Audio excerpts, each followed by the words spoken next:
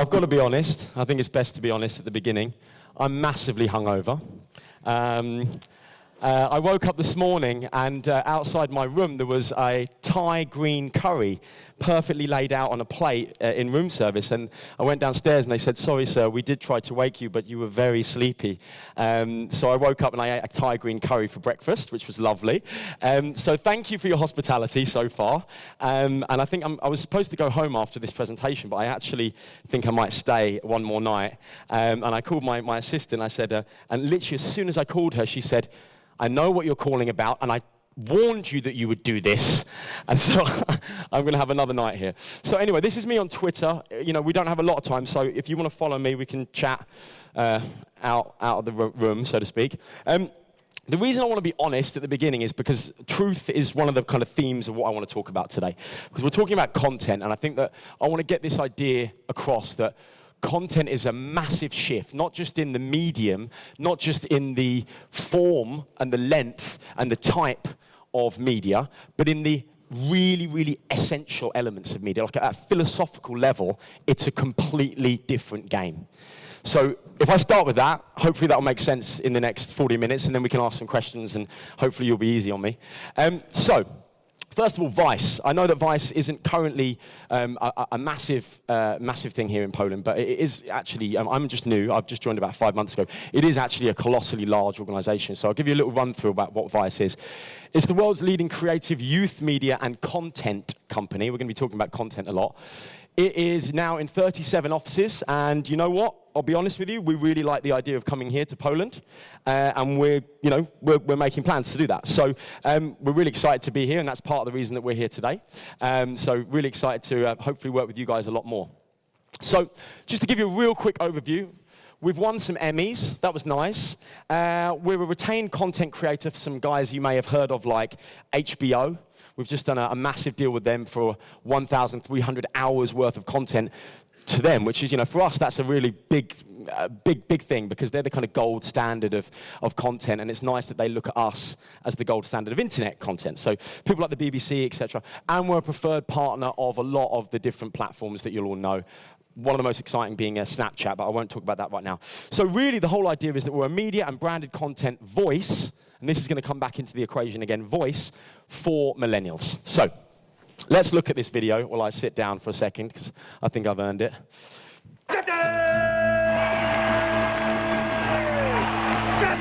Shane Smith is here. He is the co-founder and CEO of the international media company Vice. He wants Vice to be the next CNN, the next ESPN, and the next MTV digitally. You've also said you want to be the Time Warner of the street. We already are the Time Warner of the street.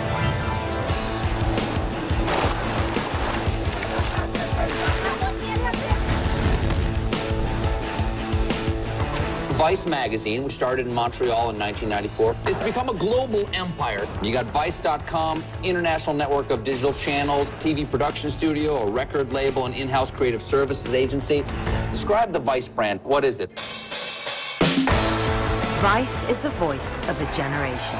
The world's first truly global, multi-platform youth media company. Vice delivers hours of original video content every day, covering the news, culture, and entertainment that define the world we live in. Everyone was investing platform, money into platform, but no one was saying, well, what are we going to fill that pipe with? Vice is a network of channels, each geared to the passions of young people today. Vice.com is the global portal to all of these exciting channels. Are you a masochist? Noisy is the most exciting, original, and inspiring music channel on the web. I'ma do me, and I'ma be me. Motherboard documents the present and future of science and technology. Thump is a total immersion into electronic dance music. The party goes on. The Creators Project is a celebration of art and creativity. This is for the globe. An ID brings together the worlds of the runway and the street. Munchies is defining a new era in food programming. Oh, so good. Vice Sports is a fresh take on the culture of sports. My legacy will always live on. And Vice News, the fastest growing news channel on the web, is leading a revolution in news reporting for and by young people. You know, this is what it is here. It's chaos. Since launching 1 year ago, Vice News has quickly become a powerful new voice and trusted source. My guest tonight is a journalist for ViceNews.com who witnessed it firsthand. With the pioneering Vice on HBO series winning an Emmy, Vice and HBO are dramatically expanding their relationship. It's like the most heartbreaking thing I've ever experienced. In addition to tripling the amount of episodes and specials we're producing each year, we'll be launching a half-hour daily newscast that will dramatically expand our storytelling. You're going to see a lot of those stories in a way that you're not going to see anywhere else. Through deep support from partnerships with YouTube, Facebook, Twitter, and now Snapchat, Vice is creating the best original content for every screen and platform, reaching hundreds of millions of young people every month with unprecedented levels of engagement. Young people today have been marketed to since they were newborns. They've developed the most sophisticated bullshit detectors of all time. And the only way to circumvent that bullshit detector is to not bullshit. The people who shoot it have to be young. The people who cut it have to be young. The hosts have to be young. So if something is created in a boardroom, it will not work. Vice and its growing network of channels is defining the future of news and entertainment for young people everywhere. There's a changing of the guard every generation in media, and we are the changing of the guard for Gen Y.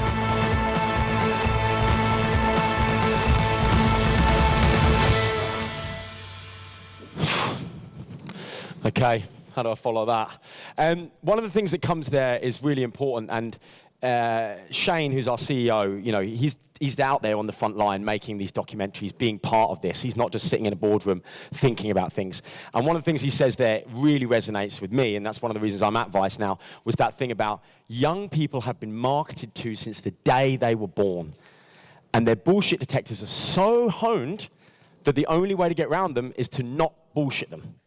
And I think that is massively powerful. And if there's one thing that I could maybe take out of my experience at Vice is the power of that statement. So let's have a very honest chat about content. And the first half of this is going to be a little bit punishing, and it's going to feel like there's no end in terms of it's going to be bad. And then hopefully the second half, there'll be some answers to these problems. So content problem number one, exactly what Shane said, trust. Young people today don't trust us. They don't trust, they get it much better than previous generations ever did.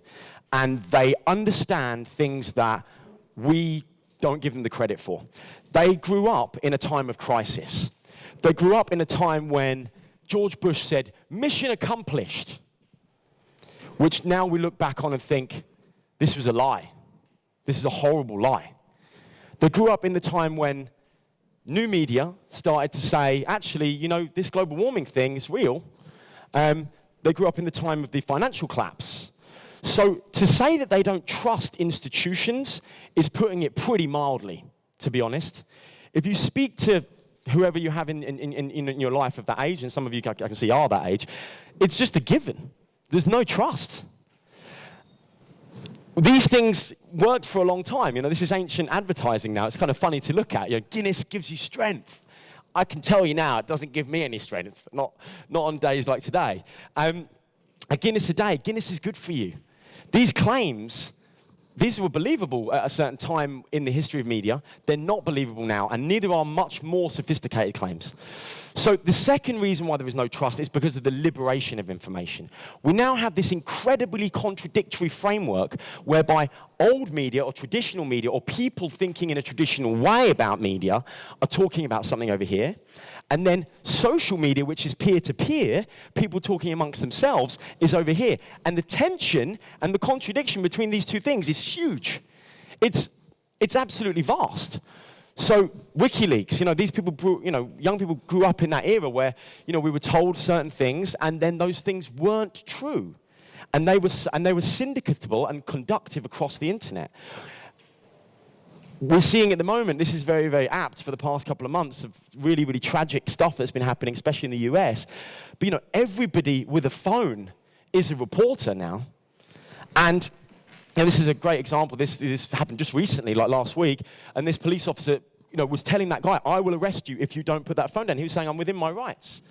So now we have this situation where the influx of information is coming from all angles, and most of those angles are much more trusted because they're peer-to-peer, and they come through the recommendation of somebody that you know within the social graph than top-down.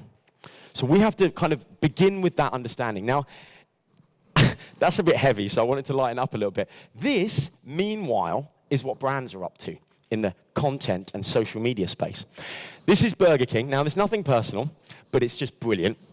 Burger King are asking, can you find the hidden chicken nuggets? Like when you find it. This is real. Somebody spent money making this. And so what you used to have was this one-way communication where someone would say something, but now we have the joy of the internet and this peer-to-peer communication where someone underneath here, Daniel Crowe, says, oh, just eat your dinner and be quiet. And then 31 people like that. So people are actually saying, this is hilariously bad. Campari asked the question, if you could sum up the last 150 years of Campari in 3 words, what would they be? And somebody says, crap social media. So we're starting to see this idea that as an idea is put into the system, and I want to come back to this idea that the internet and digital media now is a living organism. It lives by the 7 principles of all life: movement, respiration, sensitivity, nutrition, excretion, reproduction, growth. If you put something into this system that has no nourishment value whatsoever, it will not respire around the system, and it will be excreted. That's how it works. It's a very cold, hard system that we're dealing with here, and this is something we have to be honest with. So this is another classic. To you, which side of a Skoda is more important, front or back? And someone has said, that awkward moment when you realize the whole of the internet is laughing at you, and it's got 4,399 likes. So we have to really face up to this. We can't just keep sticking our head in the ground and saying, oh, we did a focus group, we gave some people some pizzas and some beers, and they came and 5 people said it was pretty good. 4,399 people say this is absolute crap. So we really have to just listen for those feedback loops, and I want to come to how we do that in a minute. Content problem number 2, clutter. This is a good quote. Advertisements are now so numerous that they are very negligently perused, and it has therefore become necessary to gain attention by magnificence of promises and by eloquence, sometimes subtle, but mostly pathetic and ignored. Who said this? Samuel Johnson in 1759. Now, Samuel Johnson was living in an easy time for advertisers. We're now living in a time that's brutal. We have unleashed the tsunami of media.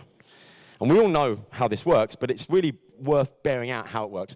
300 hours of content is going up on YouTube every single 60 seconds. So every minute, 300 hours. Now, we all know that Facebook is very fast coming up behind that. It's about 230-something hours of content on Facebook. There are 2.5 million Facebook posts every single minute. This is a lot of information. What honestly makes us as advertisers think that our content is going to cut through this clutter? People are already drowning in content, and they will not thank us for making any more. So I think that it's good to take these hard truths on at the beginning.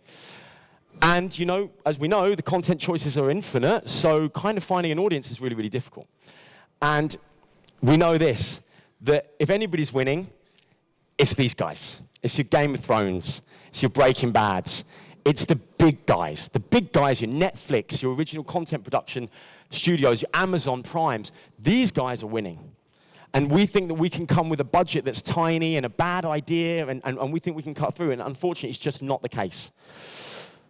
Problem 3, demand. So everybody talks a lot about supply. We make a lot of content.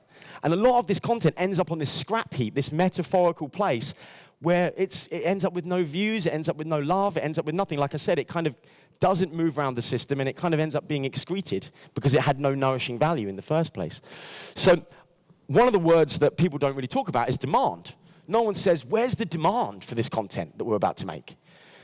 And I always use this as an example, but Sony spent 11 years making the mini disc. I had a mini disc. I personally loved it. But seemingly, society didn't really want it. So it's very, very expensive to make something that nobody has any demand for. If you supply something and people don't want it, it's very heartbreaking. So I think it's really important to remember that it's not just more true of content, it's exponentially more true of content for the reasons I said earlier, because there's exponentially more content all the time. There's 300 hours right now. This time next year, if I'm ever allowed back, I'll be saying there's 500 hours going up in every 60 seconds. So it's exponential. And this is what's happening. Meanwhile, a luxury brand here, who shall not be named, but you can read it for yourself, have made a video that's got 2,134 views. Now, I don't deny that the creative director of that had intention. I don't deny that he adores his craft. I don't deny that they were trying to make something artistic. And that video isn't even that bad. It's actually okay compared to some stuff. But that's a disastrous result. That's a rejection. That's the society saying there is no demand for what you just made. And by the way, that's very expensive. Very, very bad ROI. So every day, content ideas are born in the boardroom. And we think, yeah, and I've done it. Trust me, I've been a creative director. I've done it, and I've said, I know human beings. I know they're going to love this. My friend, he tells me about this all the time, and I'm just sure this is going to work. And I've been wrong, because unfortunately, they die right here. Because what we're trying to do constantly, and this is the history of advertising, and we've got to change our minds about this. If we can't think differently, we should go do something else, really, to be honest, this is Facebook shares at a given moment in 2011. So I used to run another business with a chap called Sean Parker, which you may know from the film The Social Network, and he's just as interesting and crazy as he is in that film. And one of the things on his wall was this, and he constantly used to say, what makes us think, in this is 1 second's worth of shares, what makes us think that our idea is going to cut through all this and land? Because the chances are it's not. We came up with it in the boardroom. These people have created their own boardroom. It's called popular culture online. And they don't give a shit what we came up with in the boardroom. So we've really got to take these ideas on board. So that's the hard bit. This is the point about no demand. So we're not trusted. People don't trust brands, especially young people. And by the way, I use young people as an example because that's the new consumer. Young people are just ahead of the curve in terms of their adoption of these ideas. Pretty soon, older generations are going this way as well. It's just digital natives are teaching people further down the curve. So it's not just young people that are like this. It's actually, eventually, even my mum, maybe, will eventually get to the point where she doesn't just hit share on a Facebook post because it says share. She still does. So the point is that we don't trust brands in the first place. Brands are not cutting through the clutter. And there's no demand for the stuff that brands are making in the end anyway. So it's pretty bleak. So is it time to freak out? No. Chill. We have been through this exact same situation with Vice. I mentioned earlier on about, we're now getting 1 billion views every year. We got 1 billion views last year on our content. And I think what I wanted to share with you guys is how did we do that? What was our thinking, and what was the success parameters of that? And is there anything that I can give to you guys that you can take out of that? So, solutions, this is what we've been waiting for. So use real insight, and the word real really matters here, because like I said, focus groups with a pizza and a beer, where people come to kind of take the piss out of what you say, isn't necessarily real. What we have now is an internet that's constantly allowing us to publish in, but it's also allowing us to take data out constantly, and on a massive scale. That's really exciting, and I'll come to that in a second. So this is something that we did, for example, for Chanel. Chanel came to us and they said, we would like to know more about our consumers, especially the young consumers. So we went and did some proprietary insight. Now, this is how we launch all of our channels. We've got 11 verticals now in Vice, everything from luxury to sport to female only to all the things you saw there, news. And if you think about Vice, it's not natural that we should launch a luxury channel. But we realized through a lot of the research that we've been doing that there is a demand for some of these things. There is a cultural white space that no one said anything important in that we can use. So I'll just show you this video, and you can see what we did for Chanel. I'm not going to play the whole thing. Millennial women have more spending power and are in control of their own wallets potentially more than any other generation before. To better understand the opportunity this demographic presents for Chanel's business, we traveled to 9 key markets all over the world, from Chengdu to New York. we met 55 young women between the ages of 18 to 30 who came from old and new money. Modern young women who aren't just aspiring to live like cosmopolitan citizens. They are those citizens. 저는 막 뉴욕이랑 홍콩이랑 서울이랑 그렇게 큰 차이는 못 느끼거든요. 이제 여러 문화들이 섞이다 보니까. 而且现在我们这一辈人也更多接触整个世界。 These young women are not just the clients of tomorrow. They are the luxury customers of today. And they have a lot to say about luxury.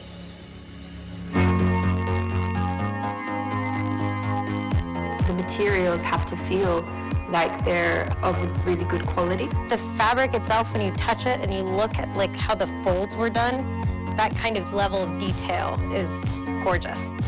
Anyway, you get the point. Now, what's interesting there is that that's on-the-ground research, but what I want to kind of get across to you guys is that there's a massive, untapped world of research out there, which is essentially the internet itself. So whenever we launch a channel, these are all the Vice channels now. We've got music, technology, art, fighting, which is my personal favorite, fashion, electronic music, sport. We don't just launch these channels randomly. We launch these channels off the basis of a very deep insight probe into what's happening on the internet at a particular time. We look at how content's performing, what the white space is, where is nobody really playing. So for example, we've just launched a female version of Vice because we realized that, that there's a massive opportunity to talk to, there's millions of women's magazines, but no one's kind of cutting the crap and just talking in a very honest way to women. It's quite persecutionary, or it's all about, being a size 0 model, or all these things. And we thought that there was a massive market for women who just had enough of that, basically. So we launched broadly, and we launched about 3 weeks ago, and so far it's been absolutely spectacular. So again, we were doing on-the-ground research, but also we were constantly learning from our media consumption habits of, just looking at the internet in general. So this is how, I wanted to talk about this earlier, but I wanted to put it in here because I think the point that we use all the time when we're designing campaigns, and I urge you guys to do the same, I know that you have access to lots and lots of data, and we were talking about some of these ideas yesterday, is that this is the laboratory, this is the test and learn laboratory. This is where, as publishers, and I know there's a lot of publishers and people who work with publishers in the room, as publishers, we're a very privileged position. We can put things out there and test constantly. And then we can build bigger campaign ideas off the back of these things. And sometimes it might just be a little article that we put out, and it performs massively over a benchmark that we've set. And then we might think, oh, let's build a little video, see how that goes. And then you build a video, that goes really, really well. You think this is really interesting. So this concept isn't just something that's being tested in a boardroom, it's being tested in popular culture online, and actually at scale. And then you start to design campaigns with that in mind. And when you go to clients and you say, look, we're not just making this idea up.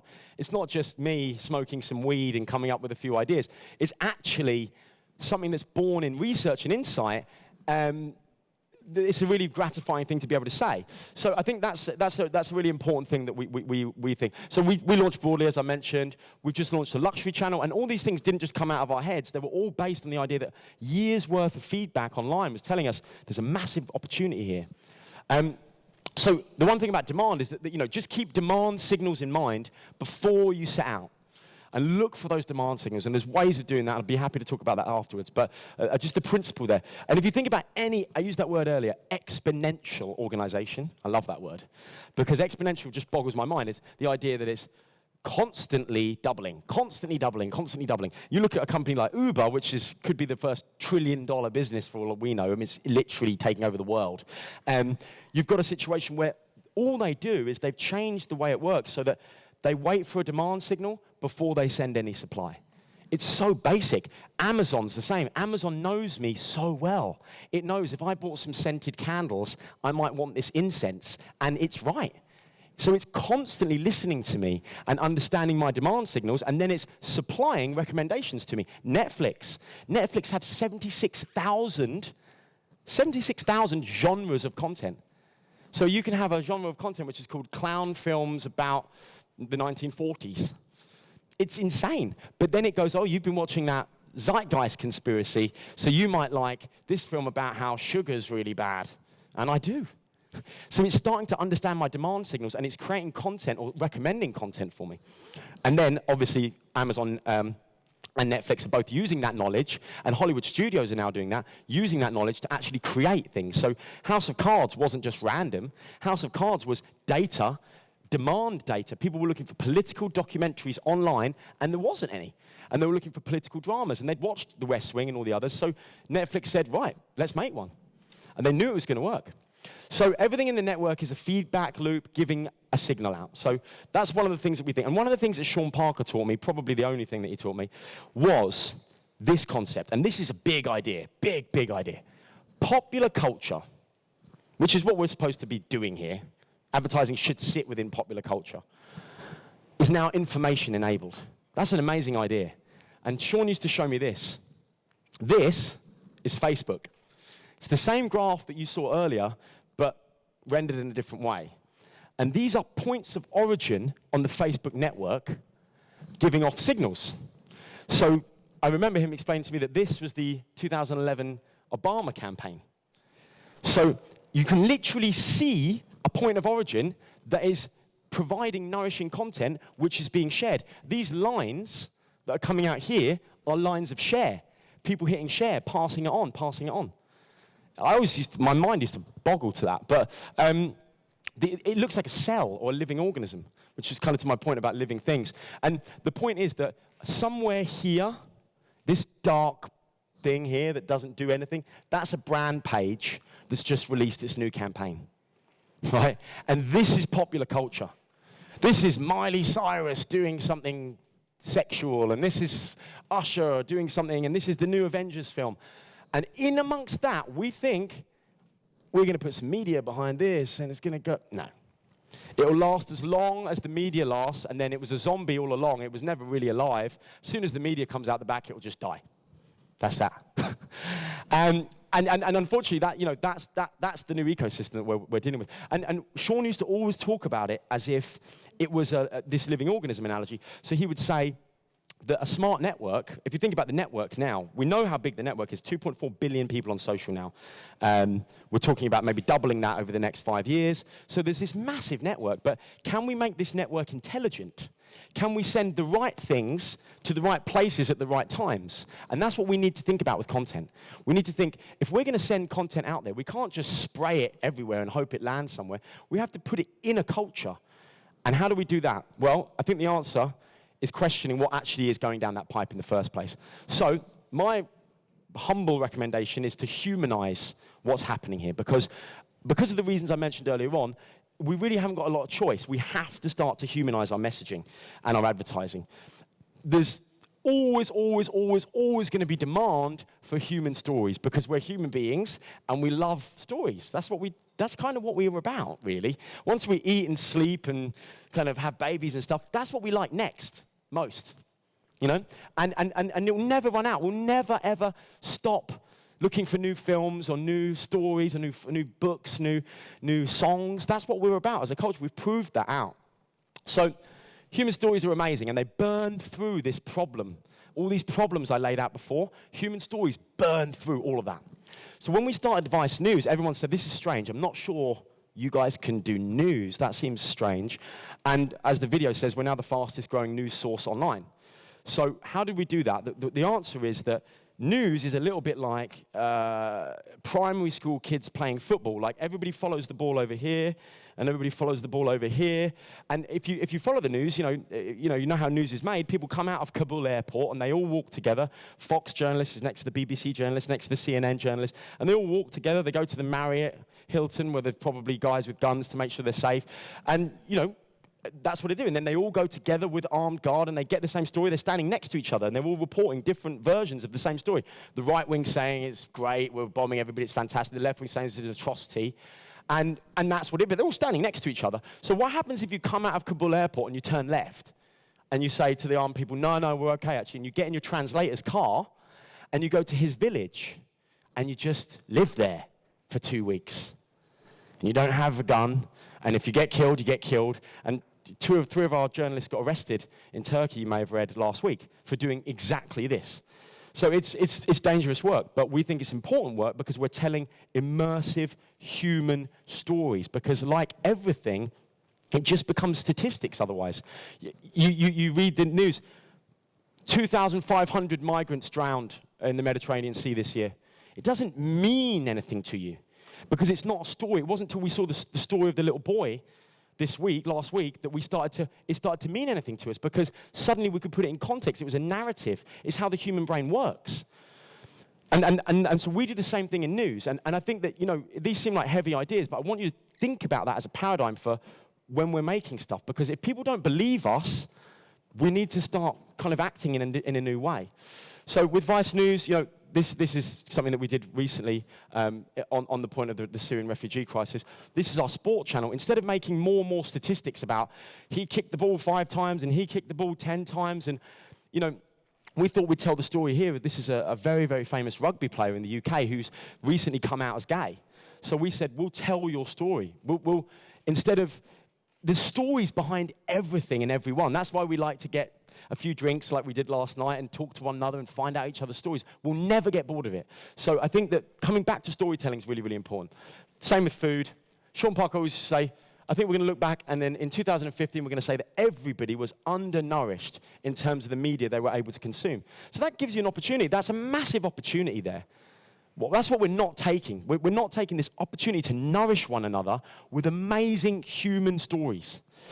So this is the thing that the history of the agency world has been about brand, because products became trademarks, trademarks became brands.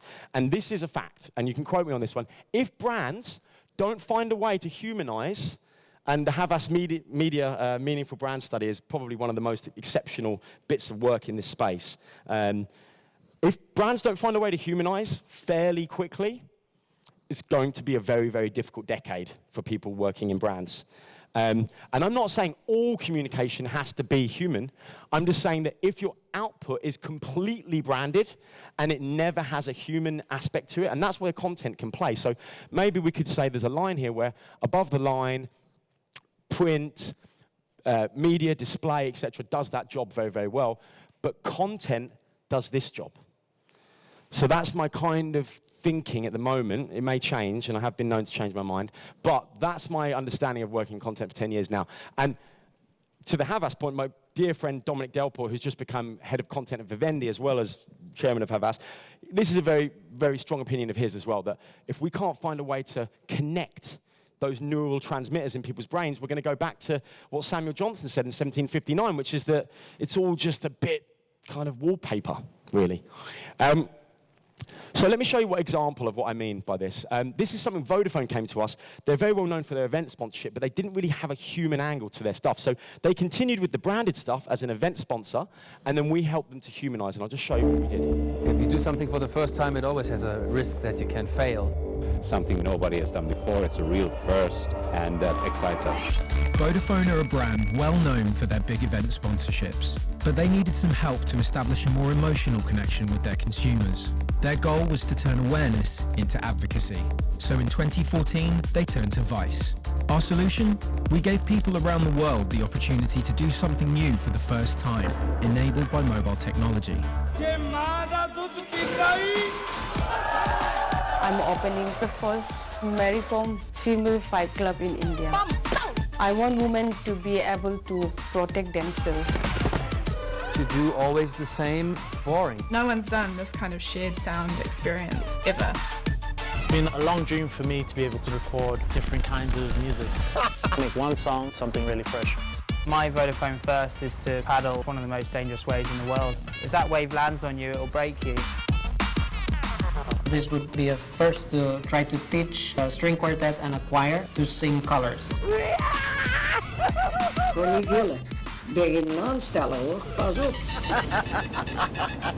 After launching the films through Vice's global network, things went viral, with millions of video views, international press acclaim. Positive social sentiment for Vodafone rose from 4% to an unprecedented 79%, and numerous awards, including a Cannes Lion. Thanks to Vice's combination of global reach and powerful storytelling, Vodafone has created an emotional connection with a new generation.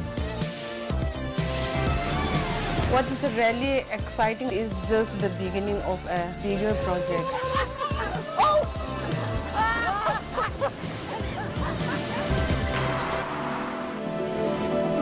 Everybody loves that grandma. If we've got time at the end, I'll show you that, because no human being, it's almost a test of whether, if they ever invent a machine and they want to do that, the Turing test is when you test a machine to see whether it's real and it's actually a human being. If you see that grandma video and you don't laugh or you don't smile, you're a robot. Solution 3, and this follows on from humanization. It's just the obvious natural. This is all very basic though, right? And I hope this is all very demystifying, because I don't want it to be confusing. I want it to be as basic as it sounds. Tell stories. So supply, we come back to supply and demand again. If media is a supply and demand network or market, supply a human story, and you're very much more likely to find a place. So what is a human story? Let's just have 2 minutes of this. I love this guy. He cracks me up. Hi, my name is Stefan Sagmesser. I am an Austrian graphic designer who lives and works in New York City. Well, I'm actually quite critical of the storytelling field.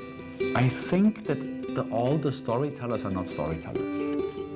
Like recently I read an interview with somebody who designs roller coasters, and he referred to himself as a storyteller. No, fuckhead, you are not a storyteller, you're a roller coaster designer, and that's fantastic, and more power to you. But why would you want to be a storyteller if you design roller coasters, or if you are storytelling, then the story that you tell is bullshit? It's like this little itsy bitsy little thing. Yes, you go through the space, and yes, you see other spaceships, and yes, that's your story. That's a fucking bullshit story. That's boring. People who actually tell stories, meaning people who write novels and make feature films, don't see themselves as storytellers. It's all the people who are not storytellers, who kind of, for strange reasons, because it's in the air, suddenly now want to be storytellers. There is this fallacy out there. I mean, I don't think that I fell for it, but somehow, maybe unconsciously I did. That you sort of feel, I've seen a lot of films, so I must be able to do one. And of course, this is the most stupidest thought ever. It's like, oh, I've watched the Philharmonic, that's why I'm a virtuoso violin player. Well, I'm not, even though I've watched a lot of Philharmonic concerts. I think by now, in our space, meaning in the space of design, it sort of took on the mantle of bullshit. Now everybody's a storyteller. He doesn't mince his words. I think that guy's just hilarious. I'd love to meet him. But I think it's interesting. So what is a story then? Because I've talked about humanizing things, and then now I'm saying that you should turn them into a story, but that's a bit more of a difficult thing than it first appears, according to him anyway. So what's a story? Well, our belief at Vice is that stories are free of obligation. That's quite an interesting idea for people in advertising, because it's kind of like, I don't hear from people for a long time, and then there's a big festival in the UK called Glastonbury, and just a week before Glastonbury, I get a lot of phone calls from these random numbers, and I pick them up and say, hello, hi Mark, how you doing, man? Yeah, good, thanks, Dave, haven't spoken to you for ages. Yeah, dude, great. Listen, could you sort out any guest lists for Glastonbury? Because the emotional transference there is that they're withdrawing from my emotional bank account, but they haven't made any deposits for a long time, right? And so think about this as a brand. You may absolutely withdraw from my emotional bank account as a brand. And the 2 emotional bank account withdrawals that you are allowed to make for me are you're allowed to cost me money, although in the app culture, maybe not even that, but you're allowed to cost some money, so you can cost $2.99. That's an emotional withdrawal for me, but I'll take it, I understand. And the second one is, you're allowed to tell me why I should love you. But if you do that in a way that interferes with me, interrupts me, frustrates me, or otherwise pisses me off, I promise you, as soon as I have an alternative, I'll take that. Because emotionally, you are depositing nothing and withdrawing everything all the time from my emotional account. So let's, for once, start doing something that is free of obligation, and let's think of it as something like this. Let's think of it as a deposit that we can later on take a withdrawal out. Because if we go to that bank account with consumers, and I don't like that word, let's call them audience. If we go to the bank account of the audience and we say, it's time for you to give us this thing, and you haven't put anything in for a long, long time, expect what you get, which is 90-something% of brands saying we don't care if you disappear, which is harsh. But it makes sense, right? So let's make our stories free of obligation. Let's make our content, we can make the rest of our advertising fully obligational, but let's make our content obligation-free, because it's a story. A story is a non-commercial value exchange with the audience, not the word consumer. And I just wanted to show you something here where I feel like we really contributed to something. Then, unfortunately, I'm going to have to stop. But this is something we did about a year and a half ago. In 2014, 20th Century Fox partnered with Vice's renegade science platform Motherboard to promote Dawn of the Planet of the Apes, the action-packed sequel to 2011's Rise of the Planet of the Apes. War has already begun. We were faced with a challenge to not only excite fans of the series, but also reach a broader audience who may have not seen the first film. To bridge the 10-year gap between the two films, we produced Before the Dawn, 3 short prequels telling the story of humans in a world taken over by apes. Come on, man, there's a history in all this. Simian flu, monkeys, bullshit, man. They euthanized us. How is it out there? It's quiet. Further exploring the themes of the film, we set out to find the real-life planet of the apes, rumored to exist on an island off the coast of Liberia. In our documentary Island of the Apes, we traveled deep into the jungle to Monkey Island, home to former lab-tested chimpanzees who have taken over the facility where they were once captive. Can I go onto Monkey Island? Can I walk onto No, you cannot. The story is told through the eyes of a former lab researcher who tells her shocking story for the first time ever. Why did you stay in Liberia? I mean, how do you just walk out with all those other people and you run away? Packaged together, the entire series premiered on Vice and Motherboard's YouTube channels, and in a fully branded homepage. 1 week before the film's theatrical launch, over 5.1 million fans worldwide viewed both the documentary and the short film series. Vice distributed the content via our global network of social channels. Our fans quickly shared, retweeted, and liked the content, creating 19 million social impressions. The series set fire to the internet and received massive press attention from major outlets.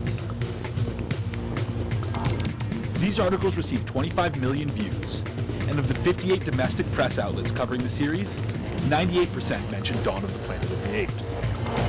Are you aware they are going to turn on you? This program was activated in 16 targeted countries, which propelled Dawn of the Planet of the Apes to gross nearly $625 million worldwide, and create an entirely new generation of Apes fans. That was, for us, a really interesting brief because it came down to 2 really big realizations, which I'd love you guys to come away with as well, which is, number one, I think we're all we're selling ourselves a little bit short here, because actually, we're advertisers and we make amazing things. We have the opportunity to make amazing things. And now, we have the platforms that if those things are amazing, they are conductive on this network.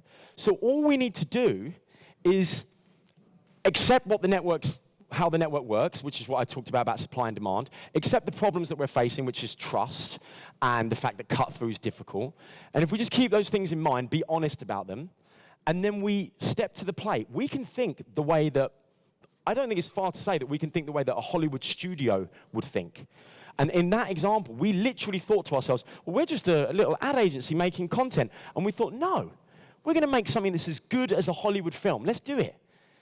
And we put it out there, and guess what? People went crazy, as you could see. So maybe let's stop thinking that we work in advertising for a little bit and start thinking that we work in Hollywood. Because if we're telling stories about human beings, then what's the difference? Our content should be as good as anything that Game of Thrones or Breaking Bad. Why not? Let's raise the bar. And I think that would make our brands more meaningful again. And we would be depositing into people's emotional bank accounts. Now, I've got to wrap up now, but the one final thing, contribute to culture. Now, this one is probably the most thorny because I've seen brands do this really badly, and if it's badly done, it's bad. So brands can create culture and foster brand love. Absolutely, they can. And you can see that, Red Bull's a perfect example. I'm about to run out of battery. The one thing is that, there needs to be a really deep cultural insight, especially with young people, because if you're going to walk up to this group of people who really protect their turf, which is their culture. It might be skateboarders, might be people who are into mime art, it might be people who are into fast cars, it might be people who are into electronic dance music. But if you walk over to them and you don't speak their lingo and say things the way they say and act the way they act and dress the way they dress, they will kill you. They will kill you. And it happens all the time. You wouldn't go into an area of Compton in LA and just go, hey guys, how you doing? Dress like, you'd just be dead.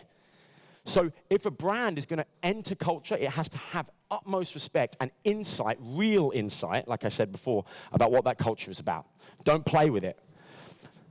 And when you understand that, you can start to make those deposits. And if you make a deposit into that cultural account, into that cultural conversation, I promise you it will work.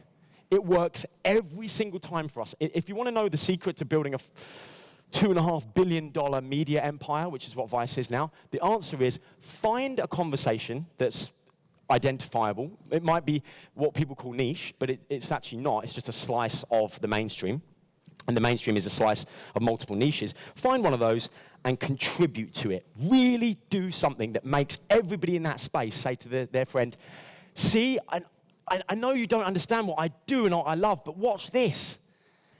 And you will get rewarded tenfold. And we do that every day with every article we release, everything. It's written, it's created, and the video is made to contribute to that conversation. So, just finishing off, this is the final bit I wanted to show you, the Creators Project. This was a big bit of work that we did, where Intel stepped up to the plate and created culture.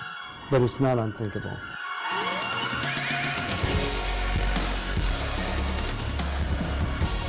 In 2010, Vice and Intel launched the Creators Project to drive excitement about the future of technology among millennials and inspire a more emotional connection to the Intel brand. You can't see things the same way after you've seen a great piece of art.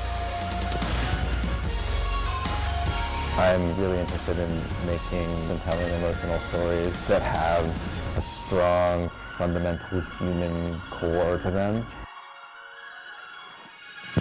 The Creators Project explores the creativity behind today's most innovative films, music, and artworks. What do great artists do when you see a world around you that's in turmoil? They look to the future. La redención de ese metal que te podría haber matado a ti o a mí, pues mejor que sean instrumentos. Now in its fourth year, this revolutionary platform includes an online community of millions, hundreds of hours of documentary video, and an arts production studio. This is a groundbreaking piece. This is something that no one in the world has ever done before. This music represents like the freedom of all human beings. This is for the globe.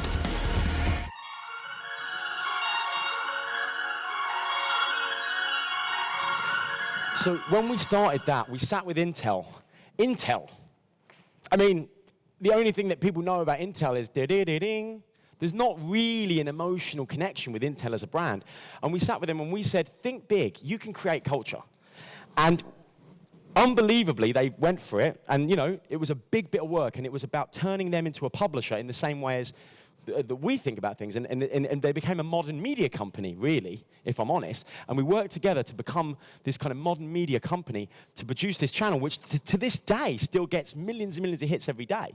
And then the coup de grace was Daft Punk coming to us and saying, we want to release our album early through this channel. And we realized we had created one of those green things on that diagram I showed you earlier on. We'd created something that was really part of culture. And it was such a proud moment for us and for the Intel guys as well. And I think that's the way that we can actually think as marketeers. I think there's an opportunity now to blend publishing and marketing in a wonderful way in the digital era if we stick to those things. Now, I promise I'll go on to questions. Just wanted to show you this because it's just a Vice Guide to Success. So basically, this is our internal document. No one's ever seen this before, but the idea of not consumer, audience, what I talked about earlier on. Content over channel. Let's think about this content. Let's not get too bothered about where it's going to go. It will go where it goes. If it doesn't live in culture, it won't go anywhere. So don't worry if it's on YouTube or should be launching from the brand's page. If it's good, it will be conductive. If it's nourishing, it will go everywhere. So don't worry about channel. Worry about content. Be premium. Let's think like Hollywood producers. Let's think like the big dogs. We're playing second fiddle too much. And let's lead culture. Let's stop pretending that we can't. We can. And then I promised you that I'd finish with this, but let's think like modern media companies. And then just watch this for a second.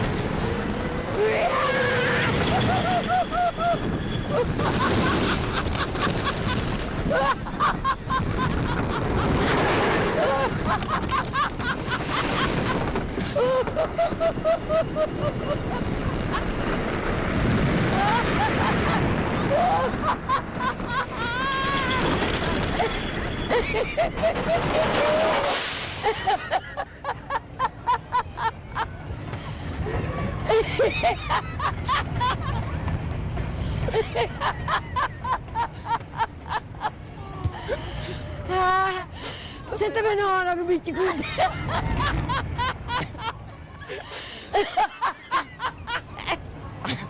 That's it, that's it. So what I love about that is that there's no copyright. There was no one sitting in a room thinking, what's the exact words and what order should they be in? It's just a human story. This grandma's never been on a roller coaster before. Let's film her. That's it. And it exploded. As you saw, it was like she was on chat shows in the UK and running around the place. She was famous. And that was advertising. So I'll let it come up. We've got 5 minutes maybe for questions, but I wanted to just leave you with that because I just wanted to I think it pulls together perfectly and it's just fun. So thanks so much, guys. Really appreciate everything.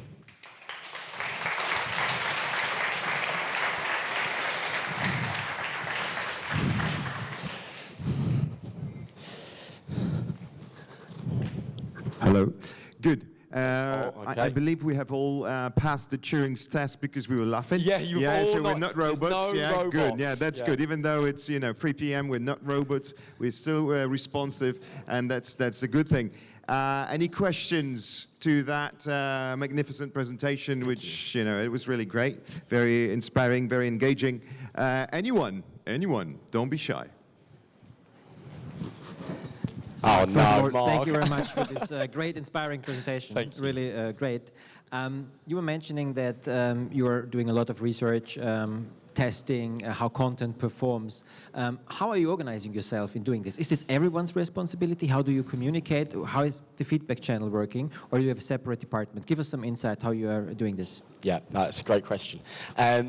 So one of the most interesting things from our point of view is the idea of benchmarking. I mean, it's very basic for us, but we know what our benchmarks are. So we know that normal content on Facebook performs this, might have 1,600 likes and this many shares. And so we're making sure we have an insight team based out of New York, but we also have one person per major market who's also looking over how every single piece of content is benchmarking. And as we often do, and you guys know this game better than anyone, is when you own media, you don't want to put money behind something that's not going to work. So we generally only put money behind the media that tends to do well organically in the first place. And actually, our organic reach is actually quite high for a platform because the engagement levels are quite high on Facebook, etc.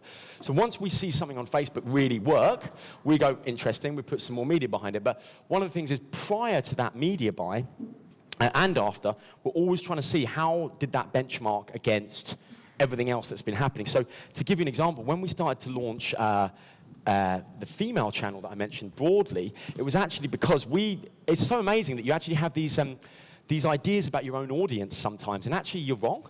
I can honestly say that I think sometimes we've been we know our audience perfectly, and then we launched Vice News, and we ended up with 44-year-old males watching it quite often, and we were like, wow. So we can define our brand, but unfortunately our audience has never read that document, and they just decide what our brand is as well. So we were constantly testing that, and so recently we've been testing travel content, for example. And we're organized in the sense that Julie, who runs our insights team in New York, will basically say there's going to be 50 pieces of travel content that might go out over this period. Let's see how it benchmarks. And then, we might, I'm just saying, we might have an ambition to launch perhaps something in travel at some point. It might start as a branded room, and it might eventually go to becoming an actual channel. But it's not, as you can tell from, I'm not the insights guy, as you can probably tell, I'm the creative. But it's something that I think is really interesting. I think we were kind of talking about it last night a little bit, but you guys, a lot of you have access to publishing, and one of the things that Sean Parker always used to say to me was, turn the telescope the other way round. you know, the business model of Silicon Valley is perfectly described by the one pig turns to the other pig and says, cool, it's amazing, this barn, isn't it? We get free food, and we don't have to do anything. We get to lie around all day, and it's fantastic. And underneath it says, if you're wondering why it's free, it's because you're the product. And if you think about social media, we are the product, right? And we know that as media people. We know that we're the product. So everything that we do is leaving a residue. And what Sean was trying to say about popular culture is information enabled is so interesting, because it means that what we're doing on our own platforms is amazing, but also there's a whole piece of research which I'd like to, you know, move us further towards. We've started, but I think there's so much more we can do about what is the history of any conversation online. And I'd love to like map every Cannes Lion winning piece of work and say what was the conversation that essentially rode its wave of. And I worked on the Dove Beauty Sketches campaign, and we were very lucky to win 19 Cannes Lions and stuff. And I realized, you know, we could never have imagined why that was so successful, but it was actually mothers and daughters, the behavior that made that campaign successful, apart from lots of media dollars, was that, and the reason they put the money behind it was because it was organically doing really, really well. And that was because mothers were saying to their daughters, at tag, their daughter, saying, please watch this. I've told you 1,000,000 times you're more beautiful than you think you are. Please, will you watch this? And so it kind of comes back to that idea that we can provide the thing. We've got the money and this intelligence to say something better than anybody's ever said it. And people say things to each other all the time, really heartfelt things, like mothers saying to their daughters, why do you always untag yourself when I tag you in a photo on Facebook? Oh, Mama, I look terrible. No, you don't. You look beautiful. And mothers were saying this to their daughters all the time. And then when Dove made a piece of content that said, you're more beautiful than you think you are, this catharsis came out. And all these mothers started to have a bit of a cry and say, my God, this has been saying what I've been saying all these years. But it was actually a conversation that we had tapped into that vein. And then it was starting to move around the system. But I'd love to be more proactive about that, and I think that as an organization of media people, we can be. So that's a long-winded answer, sorry, but hopefully it makes sense. Anyone else? Got time for one more. Uh-oh, yes, hello. Please be kind. Thank you. I was wondering, what's your understanding of quality and premium content? Because sometimes you have like two kids on the street with their phones, and it may not be quality content in traditional sense, but it still makes a great human story. So what's your take on that? Would you consider that as quality content in the Vice way? I couldn't have paid you to ask that question if I wanted you to. That's brilliant. So what is the nature of premium? We're in a space that I was intimidated to walk into today with my hangover, because I walked past some of the most beautiful women in the world, a D2 advert, a Diesel advert, Louis Vuitton advert, all these things. Now, these are premium, no doubt. These are premium. But are they? Are they? Not according to what I've just said for the last hour. Because to your point, exactly, people are always asking me, what makes content conductive? And the answer, as far as I can see, is what I've just told you there, which is human truths expressed with honesty that are distributed in a way that makes a deposit and not a withdrawal to a community or a conversation that previously exists. So that's the kind of short answer to all the thing I've been moaning on about for an hour. So yes, absolutely. We all know that Charlie Bit My Finger, piece of content collected on an iPhone, was the most watched piece of content of 3 years ago. And it's still, if I'm a little bit depressed or hungover, I still go and watch it. Or my personal favorite is Dramatic Chipmunk. I just can't get over the one where it just goes, it's a 5-second long clip of a guy filming his chipmunk in a cage. That's it. So what's the definition of premium? What's the definition of quality? I think it's that deeper thing. Because look, we all know how to speak to one another at a dinner party.